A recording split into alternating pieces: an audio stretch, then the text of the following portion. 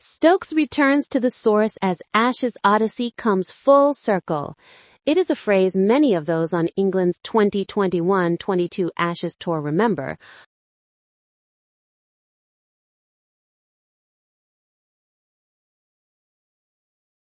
Uttered at a time when the team was already down, 3-0 to be exact, after the one test they did not lose in Sydney.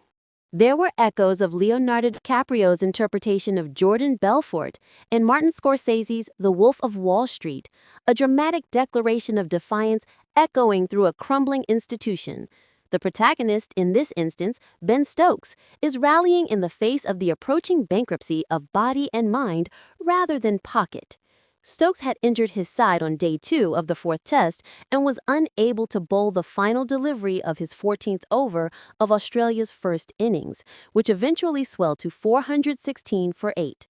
He struck 66 the next day, then 60 2 days later, of which the 123 deliveries taken were of far more importance, as England clung on for a precious, whitewash-staving yet ultimately inconsequential draw. Scans revealed a grade 2 tear, a tour ender in anyone else's side, and at the back end of a debilitating COVID-restricted tour, a route home to the sanctity of normality. But Stokes did not want to go. He did not want to leave his team in the lurch. It didn't matter, of course. A non-bowling Stokes scored 4 and 5 as Australia won by 146 runs inside 3 days to secure their 4-0 win. His presence on the tour had come about through cutting short a much-needed mental health break. And yet, rather than break him further, it eventually brought him light, cracks in the despair that allowed the light of future, better days to shine through. Not just for him, but English Test cricket. Both have become one and, on Friday, are embarking on another Ashes. He's last in Australia. I understand what this series means in my journey as England captain, Stokes said in his final press conference at Perth Optus Stadium. Success would be a crowning glory to an already decorated career, let alone a major honor as a national leader.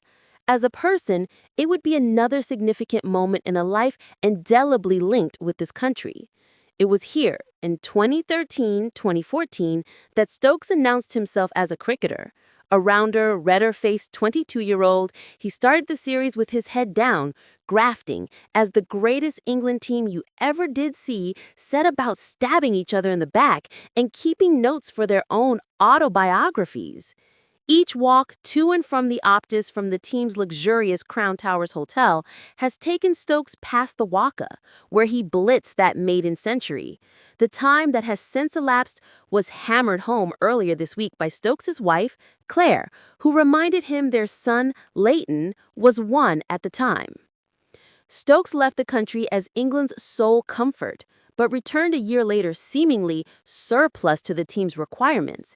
At a loose end after being omitted from England's 2015 World Cup squad, he undertook a 4-match Big Bash League stint as Melbourne Renegades overseas player, replacing Kiwi Jesse Ryder.